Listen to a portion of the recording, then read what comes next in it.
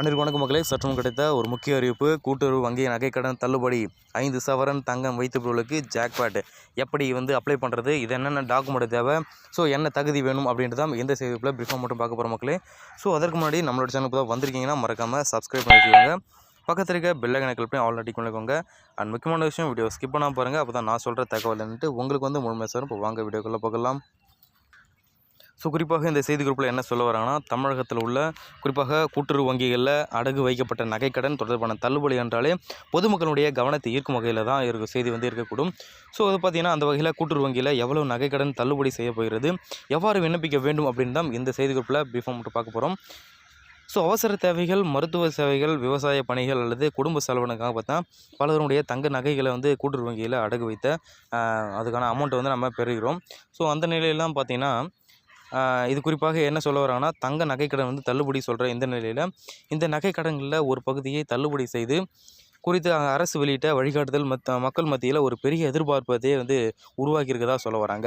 குறிப்பாக ஒரு குடும்பத்திற்கு 5 சவரன் வரை அடகு வைக்கப்பட்ட நகைக்கடன் தள்ளுபடி பட்டியலில் சேர்க்கப்பட்டு ஆய்வு செய்யப்படுகின்றன என்று தகவல் பரவியுள்ளதால் பலருக்கும் தங்களுக்கு இந்த சலுகை கிடைக்குமா என்ற ஆர்வத்தில் இருக்காங்க. ஸோ அதற்கான ஒரு குவாலிட்டி மற்றும் அதனுடைய தகுதிகள் என்ன ஆவணம் என்று தான் பார்க்க போகிறோம்.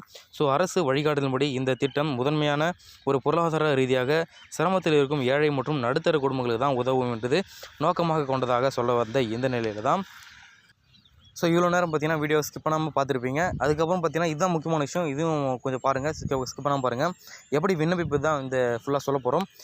இந்த நகைக்கடன் தள்ளுபடி பெறுவதற்கு தனியாக ஒரு புதிய விண்ணப்பம் செய்ய வேண்டுமா என்ற கேள்வி பலரிடம் எழுகிறது. ஸோ பொதுவான ஒரு பெரும்பாலான சந்தர்ப்பத்தில் பார்த்தோன்னா ஒரு புதிய விண்ணப்பங்களை சமர்ப்பிக்க வேண்டிய அவசியம் இல்லாமல் கூட்டுறவுத்துறை அதிகாரிகளே வங்கிகளில் உள்ள கடன் பதிவுகளை ஆய்வு செய்து தகுதியானவர்களை தேர்வு செய்யும் நடைமுறையை பின்பற்றப்படுவதாக சொல்ல வராங்க.